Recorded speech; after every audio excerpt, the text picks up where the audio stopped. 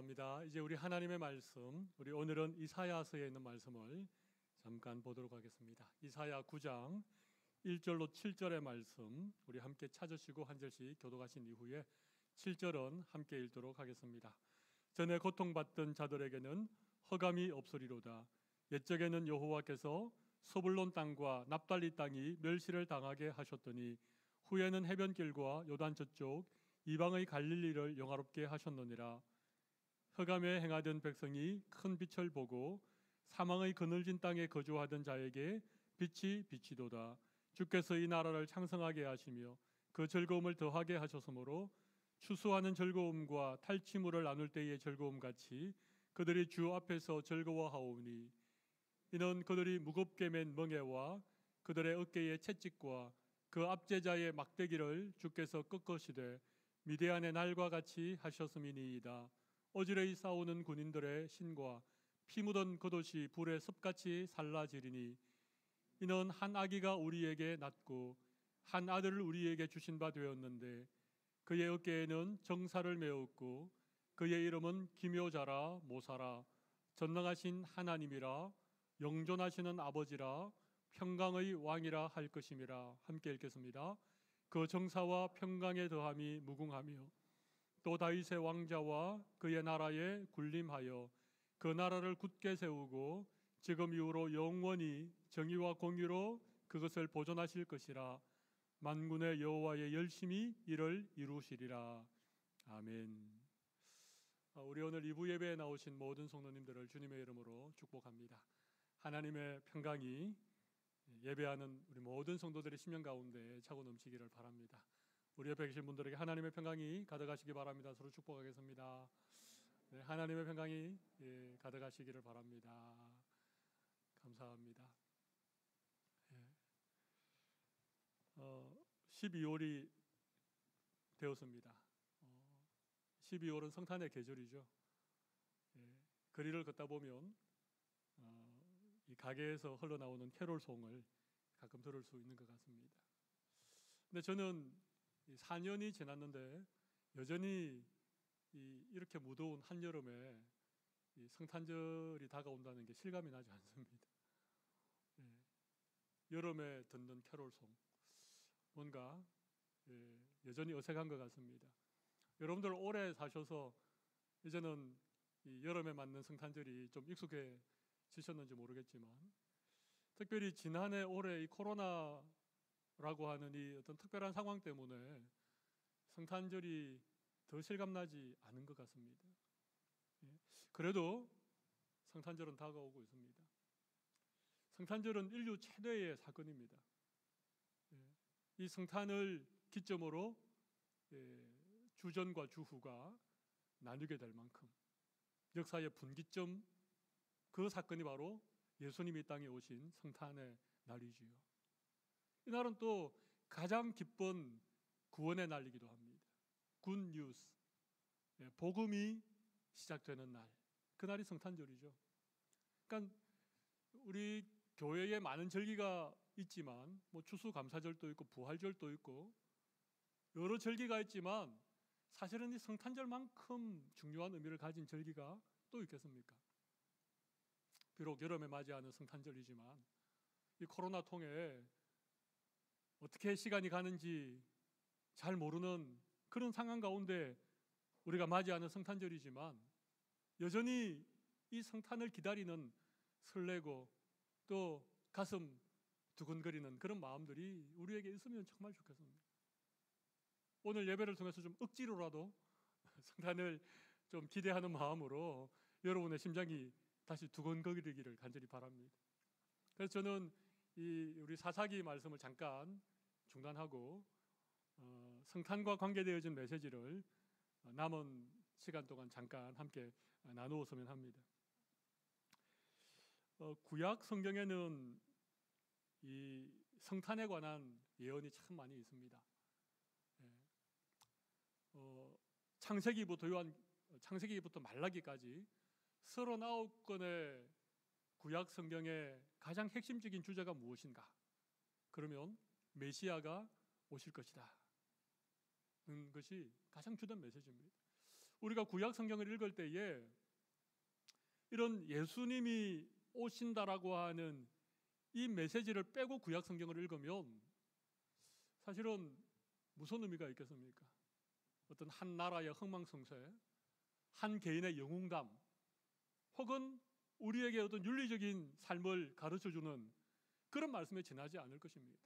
근데 구약 성경에 예수 그리스도에 대한 예언이 있기 때문에 이것이 약속의 말씀이 되는 것이죠. 그래서 어디를 펼치더라도 구약 성경에는 예수님에 관한 메시지가 들어있습니다. 근데 여러분, 이 39권의 구약 성경 가운데 예수님에 대한, 메시아에 대한 예언이 가장 많이 포함된 성경이 어떤 성경이겠습니까? 이사야서입니다. 우리가 오늘 함께 읽었던 이 이사야서입니다. 이사야 7장 14절, 우리가 너무 잘 아는 것처럼 보라 처녀가 잉태하여 아들을 낳을 것이요 그 이름을 임마누엘이라 하라. 이사야 7장 14절, 우리가 너무 잘 아는 말씀 아닙니까? 이 말씀이 그대로 이루어졌죠. 동정녀 마리아의 몸에서 예수님이 태어나셨습니다. 그 이름을 임마누엘, 하나님이 우리와 함께 계신다. 이사야 53장 같은 말씀도 우리가 잘 아는 말씀이죠. 4절 이하에 보면 그는 실로 우리의 질고를 지고 우리의 슬픔을 당하였거늘 우리는 생각하기를 그는 징벌을 받아 하나님께 맞으며 고난을 당한다 하였노라. 5절 그가 찔림은 우리의 허물 때문이요 그가 상함은 우리의 죄악 때문이라. 그가 징계를 받음으로 우리가 평화를 누리고 그가 채찍에 맞음으로 우리는 나음을 받았도다. 6절 같이 한번 읽어볼까요? 우리는 다 양 같아서 그릇 행하여 각기 제 길로 갔거늘 여호와께서는 우리 모두의 죄악을 그에게 담당시키셨도다. 우리 예수님이 이 땅에 오셔서 고난의 종으로 오셔서 우리 대신 채찍에 맞으시고 우리 대신 십자가의 고통을 대신 져주심으로 우리에게 참된 생명을 주시는, 모든 죄로부터 우리를 구원해 주실 것을 예언하고 있지요. 이사야서는 정말 그런 면에서 예수님에 대해서 너무나도 분명하게 가르쳐주는 말씀이다, 그렇게 생각할 수 있습니다. 이사야 7장이나 이사야 53장 3장, 이 말씀에 버금가는 말씀이 오늘 우리가 함께 읽은 이사야 9장의 말씀입니다. 이 말씀은 예수님에 대해서 평강의 왕으로 오실 것을 예언을 하고 있습니다. 성탄을 기다리는 우리 사랑하는 성도님들이 오늘 이사야 9장에 이사야 선지자가 예언한 예수님, 그분이 어디에 오시고 누구에게 오시고 또 그분이 어떤 분으로 오시고 예수님이 이 땅에 오시게 된 이유가 무엇인지에 대해서 오늘 말씀의 은혜를 잠깐 나누도록 하겠습니다. 우리 먼저 생각해 볼 주제는 누구를 위해 오셨냐 하는 것입니다. 누구를 위해서 오셨는가? 예수님이 이 땅에 오셨는데 예수님이 누구를 위해서 오셨습니까? 모든 인류, 이 세상에 사는 모든 사람들을 위해서 예수님이 오셨지요. 우리 그렇게 믿고 있습니다만은 사실은 그렇지 않습니다. 예수님이 오셨을 때 예수님을 뜨겁게 환영했던 사람도 있는가 하면 예수님을 배척했던 사람도 있습니다. 예수님의 탄생을 방해했던 그런 사람들조차도 있었습니다. 그 예수님을 십자가에 못 박게 내어주었던 그런 사람들도 많이 있었습니다. 어둠 가운데 빛이 왔지만 그 빛을 싫어했던 많은 사람들이 있었다는 거예요. 그런데 오늘 본문 1절 이하에 보면 이사야 선지자가 예수님이, 이 메시아가 어디에서 누구를 위해서 오셨는지를 정확하게 밝히고 있습니다. 본문을 다시 한번 읽어보겠습니다. 전에 고통받던 자들에게는 흑암이 없으리로다. 옛적에는 여호와께서 스불론 땅과 납달리 땅이 멸시를 당하게 하셨더니 후에는 해변길과 요단 저쪽 이방 갈릴리를 영화롭게 하셨느니라. 흑암에 행하던 백성이 큰 빛을 보고 사망의 그늘진 땅에 거주하던 자에게 빛이 비치도다. 자, 우리 예수님이 어디에 오셨다고요? 멸시받던 땅, 사망의 그늘진 곳에서 살아가던 그 납달리와 스불론 땅에 예수님이 오셨다는 것입니다. 이방의 갈릴리 그 지역에 예수님이 오셨다는 거예요.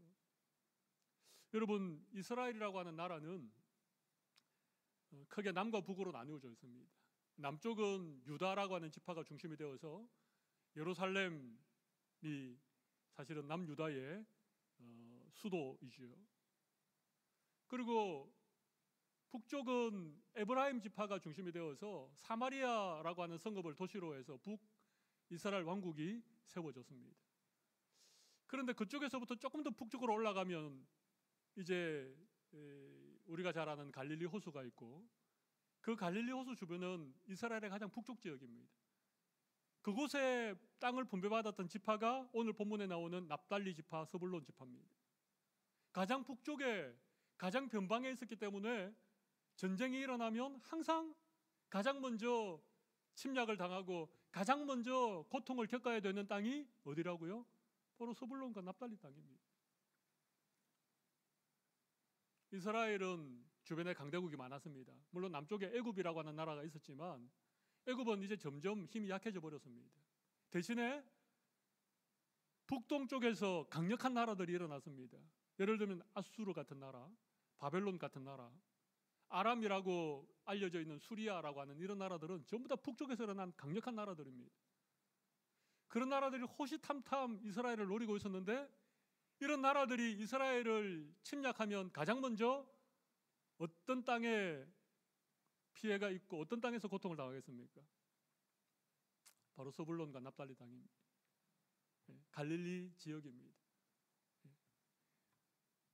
오늘 본문에도 그런 얘기하고 있죠. 전에 고통받던 자들, 또 멸시를 당하게 하셨더니 2절에 흑암에 행하던 백성, 사망의 그늘진 땅에 거주하던 자들, 그리고 오늘 본문 4절에 보면 그들이 무겁게 맨 멍에, 그들의 어깨에 채찍, 그 압제자의 막대기, 어깨에 무겁게 맨 멍에, 그리고 어깨를 내리치는 채찍, 압제자의 막대기, 이런 것들이 떠나지 않았던 땅이 어디라고요? 그 갈릴리 부근에 있는 납달리와 스불론 땅이었다는 거예요. 근데 메시아가 어디에 오셨다고요? 그 고통받던 사망의 그늘진 곳에 살아가던 그 땅, 그 백성들에게 예수님이 오셨다는 것입니다. 이사야의 이 예언은 그대로 이루어졌습니다. 예수님이 태어난 곳은 유대 땅 베들레헴이지만 예수님이 쭉 자라나신 곳은 어디입니까? 나사렛이죠. 나사렛은 갈릴리 호수 부근에 있는 조그마한 동네입니다. 그리고 예수님이 첫 사역을 시작하고 하신 곳이 가버나움이라고 하는 곳입니다. 그 가버나움도 갈릴리 호수 주변에 있는 스불론 땅입니다. 납달리 지역입니다. 이 지역에 대해서 소위 유대에 사는 사람들, 예루살렘 주변에 살던 사람들은요, 갈릴리 지역을 굉장히 무시했습니다. 나중에 예수님의 제자가 되긴 했지만 나다나엘 같은 사람도 빌립이 내가 메시아를 보았다, 그가 나사렛 예수다, 그러니까 이 나다나엘이 뭐라 그럽니까? 나사렛에서 무슨 선한 것이 날 수 있느냐? 나사렛에서 선지자가 나올 수 있느냐? 그 스불론 땅과 납달리, 그 갈릴리 호수 주변에 있는 그 시골 동네를 완전히 무시하면서 하는 얘기입니다. 그 땅은 고통받는 땅이었습니다. 늘 사망의 그늘진 땅이었습니다. 압제자들의 고통을 몸으로 겪어내야 되는 그런 땅이었습니다. 그런데 바로 그 땅에 예수님이 오셨다는 것입니다. 예수님이 이 땅에 오셔도 예수님을 환영하지 않는 사람들이 많이 있습니다. 예수님을 필요로 하지 않는 사람들이 의외로 많이 있습니다. 근데 정말 예수님이 오셨을 때에 정말 예수님을 환영하고 정말 예수님께로 나와왔던 사람들은 누구겠습니까? 고통당하는 자들이었습니다. 압제를 겪고 있던 사람들이었습니다. 눈에 눈물이 마르지 않았던 삶을 살던 사람들이었습니다. 끼니 때를 걱정하면서 올망졸망 아이들을 바라보면서 가슴 아파하는 부모들, 그들에게 예수님이 찾아오신 거죠. 예수님은 늘 죄인들의 친구가 되셨습니다. 사람들에게 손가락질 받던 세리들과 창기들을 예수님 늘 가까이 두셨습니다. 오랜 질고로 인하여 고통당하던, 세상에 아무런 소망이 없는 그런 사람들을 주님 찾아 나서셨고 그런 사람들을 할 가까이에 두셨습니다. 그 당시 예루살렘에 살면서 성전 중심으로 많은 인생에 누릴 것들이 많았던 그런 사람들은 오히려 예수님을 경계했습니다. 그들의 기득권을 예수님께 빼앗길까 봐 예수님을 모함하고 예수님을 고발할 빌미를 찾기 위해서 호시탐탐 예수님을 노렸던 사람들, 그 사람들에게는 예수님이 필요 없었습니다. 예수님이 이 땅에 오신 이유는 이 땅에서 잘 먹고 잘 살고 예수님 없어도 아무런 걱정 근심이 없는 그런 사람들을 위해서 오신 것이 아니라 예수님이 아니면 소망이 없는 자들, 마음이 가난한 자들, 애통하는 자들, 의에 줄이고 목마른 자들, 그런 자들을 위해서 예수님이 오셨다는 것입니다.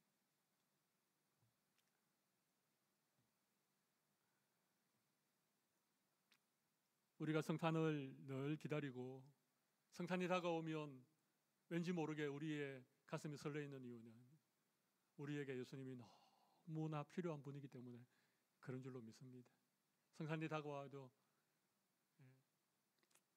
그냥 아무런 감흥 없이 여러분들이 지나가고 있다면, 내가 예수님을 믿고 있지만, 내가 교회는 다니고 있지만 어느 순간 예수님이 내 인생에 별로 필요 없는 그런 삶을 살아가고 있을 수 있다는 사실입니다. 오늘 다시 한번 우리에게 예수님이 오신 것이 가장 큰 기쁨의 소식이 되시기를 바랍니다. 근데 예수님이 어떤 분으로 오셨을까요? 우리 두 번째 생각해 볼 주제는 예수님이 어떤 분으로 오셨는가 하는 것입니다. 우리 오늘 본문 6절에 아주 잘 예수님이 어떤 분인지를 아주 잘 설명해 놓고 있는데요. 우리 6절을 한번 보겠습니다. 이는 한 아기가 우리에게 낳고 한 아들을 우리에게 주신 바 되었는데 그 어깨에는 정사를 메었고 그의 이름은 기묘자라 모사라 전능하신 하나님이라 영존하시는 아버지라 평강의 왕이라 할 것임이라. 자, 여기 보면 예수님에 대해서 6절에 여러 가지로 표현을 하고 있죠. 예수님이 한 아기로 우리에게 태어났다는 것입니다. 그렇죠? 그래서 우리 성탄절은 항상 아기 예수님을 안고 있는 마리아의 그런 모습을 자주 보게 되죠. 그렇습니다. 예수님은 정말 아기로 이 땅에 태어나셨습니다. 한 아들을 우리에게 주셨다. 하나님의 하나밖에 없는 아들을 우리에게 주신 그분이 예수님이십니다. 그의 어깨에는 정사를 메었고, 여기 정사라고 하는 것은 가버너먼트입니다. 정부, 그런 의미입니다. 이 부분은 7절에 조금 더 설명을 하고 있는데요. 7절을 보시면 그 정사와 평강의 더함이 무궁하며 또 다윗의 왕자와 그의 나라에 군림하여 그 나라를 굳게 세우고 지금 이후로 영원히 정의와 공의로 그것을 보존하실 것이라. 그러니까 그의 어깨에 정사를 메었다는 것은 그가 다윗의 후손으로 오신다는 거예요. 유대인의 왕으로 오신다는 거예요. 그래서 다윗 때 이루었던 그 영광스러운 이스라엘 왕국을 회복하실 것이다. 예수님을 통하여 하나님의 나라가, 하나님의 왕국이 이루어질 것이다. 그런 예언을 하고 있는 것입니다. 예수님은 정사와 평강을 어깨에 메고 있는 분이십니다. 그래서 평강의 왕이십니다. 예수님이 다스리는 하나님의 나라는 세상의 권력자들이, 세상의 정치가들이 다스리는 나라와 다르다는 것입니다. 어떤 나라라고요? 평강의 왕으로 다스리는 나라인 것입니다. 그리고 7절에는 이렇게 말하고 있죠. 지금 이후로 영원히 정의와 공의로 그것을 보존하실 것이라. 예수님이 다스린 나라는 정의의 나라고 공의의 나라. 우리는 다 공의를 부르짖고 정의가 실현되는 그런 나라에서 살고 싶지만 실제로는 그렇지 않습니다. 이 세상의 그 어떤 권력도, 이 세상의 그 어떤 정부도 공의와 정의를 영원토록 보존할 만한 그런 나라는 없습니다. 불법이 횡행하고 앞에서는 정의를 부르짖지만 뒤에서는 온갖 종류의 불의가 자영되어지는 그런 나라가 세상의 나라입니다. 우리가 순진해가지고 정치를 잘 모르기 때문에 또 굳이 알려고 하지 않기 때문에 이 세상 나라가 어떤 일을 어떻게 행하고 있는지 잘 모르기 때문에 그렇지요. 근데 예수님이 다스리는 나라는 어떤 나라? 평강의 나라고 정의와 공의가 영원토록 보존된 나라다. 그의 어깨에 정사를 메었다는 것은 그런 의미입니다. 그리고 또 어떤 분이라고 말씀하고 있습니까? 6절을 다시 보십시오. 거기 보면 그 이름은 기묘자라 모사라. 우리 한글 번역에는 기묘자, 큰마, 모사 그렇게 두 단어로 나와 있는데 실제로 영어 번역이나 원문을 보면 이건 한 표현입니다. 기묘자, 모사. 그래서 이건 원더풀 카운셀러입니다. 놀라우신 상담가 그런 의미입니다. 우리 예수님이 어떤 분이시라고요? 기묘자요 모사로 우리에게 오셨다는 거예요. 그분은 원더풀 카운셀러입니다. 놀라운 상담가라는 것입니다. 우리 예수님께서 제자들을 떠나시면서 제자들에게 내가 떠나면 너희에게 또 다른 보혜사를 보내주겠다. 보혜사라는 말 들어보셨습니까? 파라클레이토스. 우리 곁에 계신 분, 우리 곁에 계셔서 우리를 위로해 주시는 분, 이게 보혜사입니다. 예수님은 보혜사셨습니다. 보혜사라는 말은 원더풀 카운슬러라는 말입니다. 그래서 예수님이 떠나고 난 다음에 또 다른 보혜사 성령님을 우리에게 보내셔서 그 성령님이 지금 우리와 함께 계시면서 우리의 인생길을 인도해 주시고 우리의 삶의 수많은 문제들에 대해서 우리를 상담해 주시는 지혜를 가르쳐 주시고 어려운 것들을 풀어주시는 분이라는 거예요. 근데 예수님이 어떤 분이라고요? 기묘자요 모사, 원더풀 카운슬러라고 하는 것입니다. 여러분, 예수님께 우리 삶에 어떤 문제라도 예수님께 가지고 가면 우리 예수님에게는 실마리가 있습니다.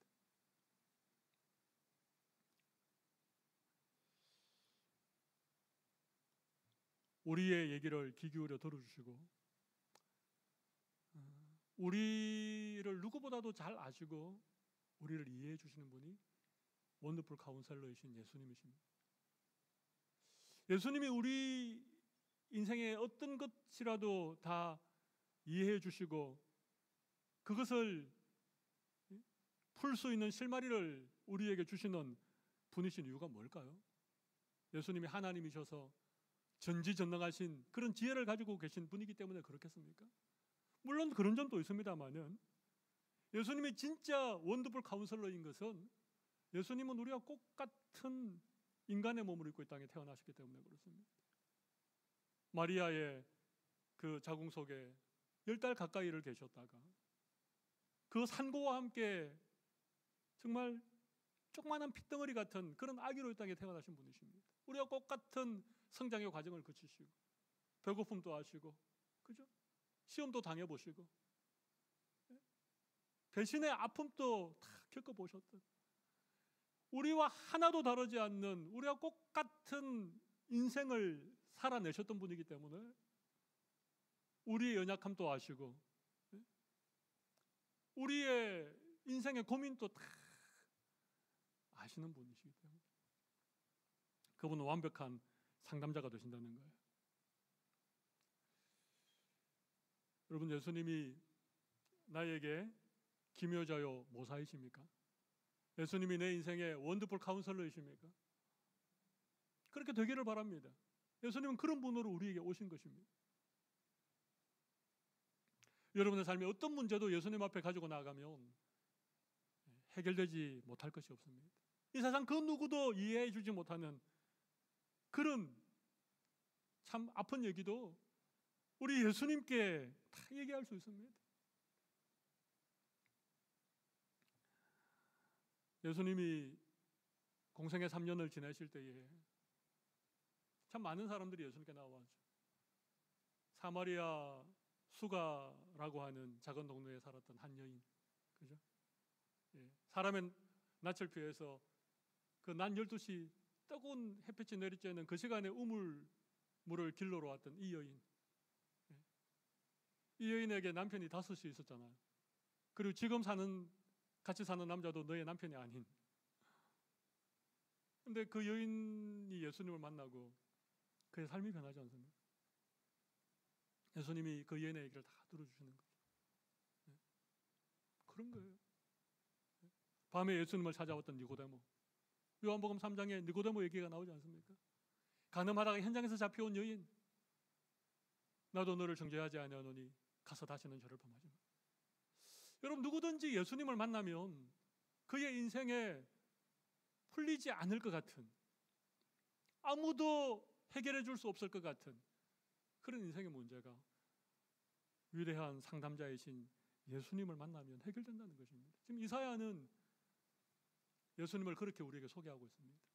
그리고 실제로 예수님은 이 땅에 오셔서 원더풀 카운셀러의 삶을 사셨습니다. 여러분에게도 상담자 되시는 예수님을 만나시고 그분께 우리의 인생의 문제와 고민들을 올려놓을 수 있는 그런 귀한 은혜가 있으면 참 좋겠습니다. 뭐 이렇게 설명을 하자면 오늘 설교할 시간 좀 부족할 것 같아요. 그 다음 이사야는 예수님이 어떤 분이라고 소개하고 있습니까? 전능하신 하나님이라고 소개하고 있죠. 전능하신 하나님. 네, 예수님은 전능하신 하나님이십니다. 전능하다는 말은 능력이 무한하다 그런 말씀이죠. 예수님은 정말 이 어떤 신적 권능을 가지신 분이셨습니다. 그래서 바람도 꾸짖고 죽은 자도 살리시고 귀신도 내어 쫓으시고 오병이어로 5천 명을 먹이시고 이런 놀라운 권능을 행하셨던 분이셨잖아요. 그런데 이사야가 예수님은 전능하신 하나님이라고 우리에게 소개할 때 과연 그런 의미만 포함하고 있는 얘기겠습니까? 저는 그렇지 않다고 생각합니다.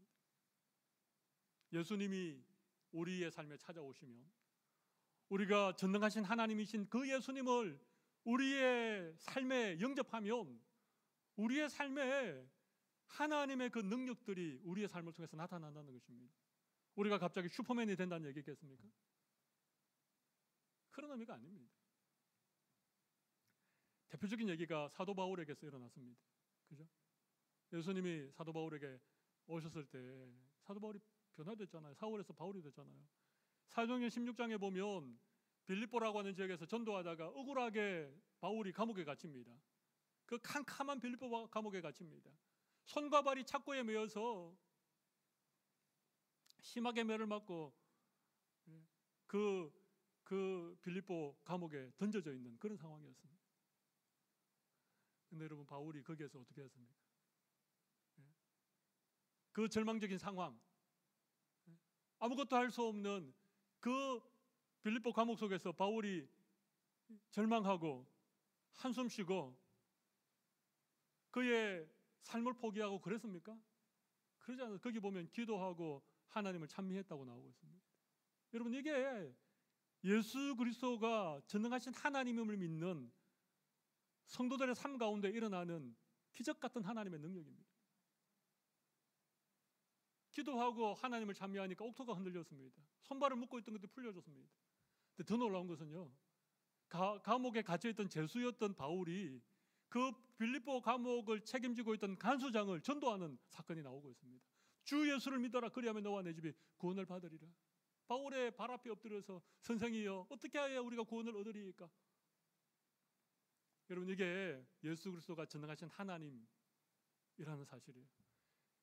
예수 그리스도가 내 삶에 오셔서 그 예수님이 전능하신 하나님이 되시면 우리의 삶에 이런 종류의 일들이 일어난다는 거예요. 우리의 학력이 문제가 되지 않습니다. 우리의 지금 처해 있는 상황이 문제가 되지 않습니다. 지금 내가 겪고 있는 그 어떤 종류의 질병이나 고통이나 어떤 인생의 문제도 예수 그리스도가 전능하신 하나님을 믿고 그 예수님의 능력을 의지하여 살아가면 이런 일들이 일어난다는 것입니다. 그 전능하신 하나님이라고 이사야가 우리에게 가르쳐주고 있는 말씀의 진정한 의미입니다. 그리고 이사야 선지자는 또 예수님을 이렇게 표현하죠. 영존하시는 아버지라. 조금 어렵죠. 영존하시는 아버지라. 무슨 의미겠습니까? 영존하신다 이 말은 영원히 존재하신다 그런 말이죠. 전에도 계셨고 이제도 계시고 앞으로도 영원토록 계신다. 그런데 어디에 계십니까? 우리와 함께 계신다는 거예요. 아버지라고 하는 건 그런 의미죠. 아버지는 늘 자녀와 함께 있습니다. 자식은 부모를 떠나도 아버지의 마음속에는 늘 자녀가 있습니다. 영존하시는 아버지라는 말은 예수님이 마치 우리의 아버지처럼 늘 우리와 함께 하신다는 것입니다. 지금 이 순간 나와 함께 하실 뿐만 아니라 앞으로도 영원토록 함께 하실 것이며 이미 우리의 삶의 과거로 지나가 버린 그 옛날에도 그 과거에도 영존하시는 아버지로 우리와 함께 하셨다는 것입니다. 여러분 이게 왜 중요할까요? 예수님이 영존하시는 아버지라고 하는 사실이 왜 중요할까요? 우리 지난날 우리의 과거에 수많은 사건들을 겪었잖아요. 그죠? 좋은 일도 물론 있었겠지만 과거에 아픔도 있고 상처도 있지요. 다시는 기억하기 싫은 그런 지난날의 고통도 우리에게 있습니다. 그런데 여러분 예수님이 나의 영존하시는 아버지가 되는 순간 우리의 지난날 과거의 사건이 변하게 됩니다. 이미 지나가 버린 과거의 사건이 변한다고 하니까 여러분들이 이해를 잘 못하시는 것 같은데요. 사건 자체가 변하진 않습니다. 뭐 우리가 타임머신을 타고 과거로 돌아가서 과거의 사건을 되돌리고 그런 일이 일어난다는 것이 아니라 예수님이 영존하시는 아버지라고 믿는 우리의 삶 가운데 지난날 우리의 과거 가운데 일어났던 사건이 변한다는 얘기의 의미는 그 사건을 바라보는 우리의 관점이 달라진다는 얘기입니다. 내가 겪었던 그 고통스럽고 아프고 그래서 아직까지 내 마음에 상처로 남아있었던 내 인생의 과거의 사건이 새로운 의미로 해석된다는 의미입니다. 그때 내가 혼자 있지 않았구나. 내가 고통 가운데 내가 긴 밤을 눈물 흘리며 보냈던 그 고통의 시간들 가운데도 예수님이 나와 함께하고 계셨구나. 그게 영존하시는 아버지라는 의미입니다. 그러면 그 과거의 상처가 더 이상 우리의 인생의 발목을 잡지 않습니다. 여전히 과거의 그 어떤 사건 때문에 현재의 그 고통을 겪고 있는 그런 고통으로부터 우리를 구원해 주시는 예수님, 그분이 영존하시는 아버지라는 의미입니다. 예수님은 과거에도 우리의 아버지셨습니다. 우리를 사랑하시는 아버지셨습니다. 우리를 한 번도 홀로 버려둔 일이 없는 영존하시는 아버지셨습니다. 우리 혼자서 그 수많은 고통과 아픔을 혼자 견뎌낸 것이 아닙니다. 예수님은 그런 분이라고 이사야 선지자가 우리에게 소개하고 있습니다. 이사야 선지자가 우리에게 소개하는 이 예수님을 제대로 알고 이 예수님을 제대로 우리의 마음에 영접하면 우리가 누릴 수 있는 최고의 약속이 뭔가 하면 평강입니다. 평강. 평강의 왕이라고 할 때 평강입니다. 참된 평화입니다. 세상에서 줄 수 없는, 예수님만이 주실 수 있는 참된 평강. 그게 예수님이 이 땅에 메시아로 오셔서 예수님을 믿는 사람들에게 주신 최고의 복음입니다. 여러분 그런 평화를 누리고 계십니까? 이 코로나 이 참 초유의 상황 가운데 지내시면서도 여러분의 마음에 평화가 깨트려지지 않습니까? 불안과 염려와 걱정이 가득한 삶을 살아가지만 예수 그리스도께서 주시는 평화가 우리의 마음을 다스리고 있습니까? 그러면 이사야 선지자의 예언이 우리의 삶 가운데 성취된 것입니다. 조그마한 일에도 평강이 깨어지고 조그마한 사건 앞에서도 불안과 염려가 내 삶을 지배하고 있다면 오늘 이 이사야 선지자가 우리에게 가르쳐주신 예수님이 어떤 분이신지, 메시아가 어떤 분이신지에 대해서 다시 한번 여러분들이 좀 깨달아야 될 필요가 있다고 생각합니다. 이사야 선지자는 오실 메시아 예수님이 어떤 분이신지를 너무나도 선명하게 우리에게 가르쳐주고 있고, 예수님이 이 땅에 태어나신 것이 성취된 것처럼 예수님이 어떤 분으로 오실는지에 대한 말씀도 성취가 되어졌습니다. 이 이사야 9장 6절의 말씀은 이미 성취되어진 말씀입니다. 이 성취되어진 말씀이 오늘 예배하는 우리 성도들의 삶 가운데도 성취되기를 바랍니다. 오늘 인터넷으로 각 가정에서 예배하는 우리 성도들의 삶 가운데도 오늘 이사야 선지자를 통하여 예언한 예수님의 그 어떠하심이 우리의 삶 속에도 다 이루어지는, 그래서 예수님 안에서 진정한 평화를 누릴 수 있는 귀한 은혜를 주시기를 간절히 바랍니다. 마지막으로 짤막하게 한 가지를 더 설명하게 말씀드리겠습니다. 그럼 예수님 어떻게 오실 수 있었는가 하는 거예요. 이 놀라운 메시아이신 예수님이 어떻게 이 땅에 오실 수 있었는가? 7절을 다시 한번 보겠습니다. 맨 마지막에 한번 보십시오. 거기 보면 만군의 여호와의 열심히 이를 이루시리라. 이 모든 일들이 이루어진 것은, 이 모든 메시아 예언이 성취된 것은 무엇 때문이라고요? 만군의 여호와의 열심 때문에. 하나님의 열심이 이 일을 이루셨다는 거예요. 하나님의 열심. 세 가지로 설명할 수 있습니다. 하나님의 열심은 세 가지로 설명할 수 있습니다. 첫 번째는 포기하지 않는 사랑입니다. 하나님의 열심이 뭐라고요? 대답을 안 하시면 제가 진도를 안 나가도록 하겠습니다. 하나님의 열심이 뭐라고요? 포기하지 않는 사랑입니다. 우리를 향한 사랑, 포기하지 않는 사랑. 부모도 포기하고 남편도 포기하고, 근데 하나님은 포기하지 않는 그 사랑, 그걸 뭐라고 말한다고요? 만군의 여호와 열심이라고 말한다는 거예요. 하나님의 열심은 다른 게 아닙니다. 우리를 사랑하시되 끝까지 사랑하는 겁니다. 절대로 포기하지 않는 그 사랑, 그게 하나님의 열심입니다. 하나님의 열심 두 번째는 하나님의 불변성입니다. 두 번째가 뭐라고요? 불변성입니다. 변치 않는 것입니다. 하나님은 변하는 분이 아니십니다.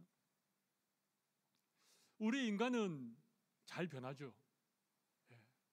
그죠? 화장실 갈 때 마음과 볼일 마치고 나올 때 마음이 다르지 않습니까? 돈을 빌릴 때 마음과 그것을 갚을 때 마음이 너무 다르지 않습니까? 너무 많이 변해서 다르죠. 그래서 이렇게 한결같은 사람, 늘 변하지 않는 이런 사람, 그런 사람은 신실한 사람인데 그런 사람 찾기가 참 어렵습니다. 근데 하나님의 열심은요, 하나님의 불변성을 말하는 것입니다. 하나님 한번 약속하셨다면 결단코 그 말씀을 변치 않는, 천지는 없어지지만 하나님의 말씀은 1.1억이라도 땅에 떨어지지 않는, 이것이 하나님의 열심입니다. 하나님의 열심이 그것을 이루어 가시기 때문에 그렇습니다. 하나님은 구원자를 이 땅에 보내시겠다고 약속하셨습니다. 창세기 3장에서부터 여자의 후손을 복여내겠다고 약속하셨습니다. 수천 년이 지난 지금부터 2000년 전 유대 땅 베들레헴에 하나님은 그 약속을 지키셨습니다. 변치 않는 하나님의 열심히 그걸 이루신 것이죠.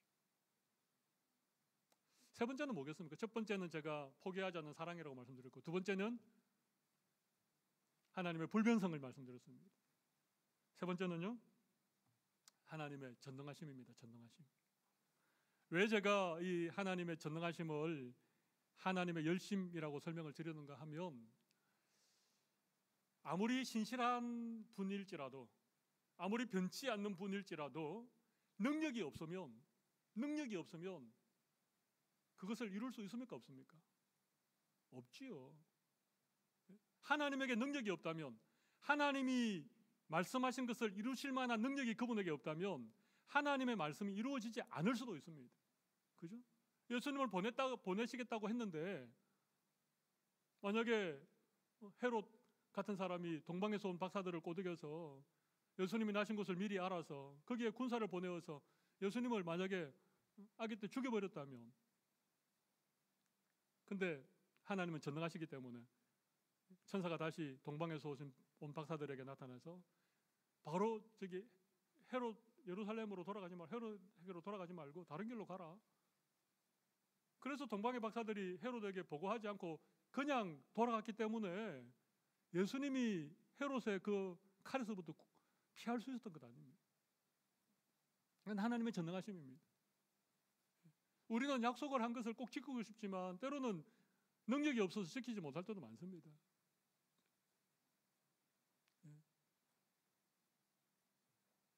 부모가 어린아이에게 뭘 해주겠다라고 말해놓고는 못 해줄 때가 있지 않습니까? 해줄 만한 형편이 못 되기 때문에. 하나님은 전능하신 분이십니다. 하나님의 열심은 이런 것이죠. 포기하지 않는 사랑, 하나님의 불변하심, 하나님의 전능하심, 이런 것들이 하나님의 열심을 통해서 이 땅에 예수님이 태어나시도록 그 예수님의 메시아가 되셔서 그 고통과 그 사망의 그늘진 곳에 있는 하나님의 백성들을 구원하는, 그래서 평화의 나라를 세워가는 그 일들을 하나님이 이루셨다는 것입니다. 저는 하나님께서 2000년 전에 예수님을 이 땅에 보내시는 그 일을 이루셨던 그 하나님의 열심이 오늘 21세기를 살아가는 하나님의 백성들 가운데도 여전히 이루어지고 있다고 저는 믿습니다. 하나님의 열심이 반드시 우리의 구원을 이루어 가실 것을 믿습니다. 하나님의 구원이 이 험한 세상 속에서도 우리가 믿음을 지키고 끝까지 승리할 수 있도록 하나님이 이루어 주실 것을 믿습니다. 오늘도 우리는 연약하지만, 우리는 쉽게 변하지만, 우리는 약속을 지킬 만한 능력이 없지만 오늘 우리 가운데 하나님의 열심이 하나님의 구원을 이루어낼 수 있도록 오늘도 우리 주님 의지하고 주님 바라보고 예수 그리스도가 우리의 평강의 왕이 되시는 귀한 은혜가 예배한 우리 모든 성도들에게 있으시기를 간절히 바라겠습니다.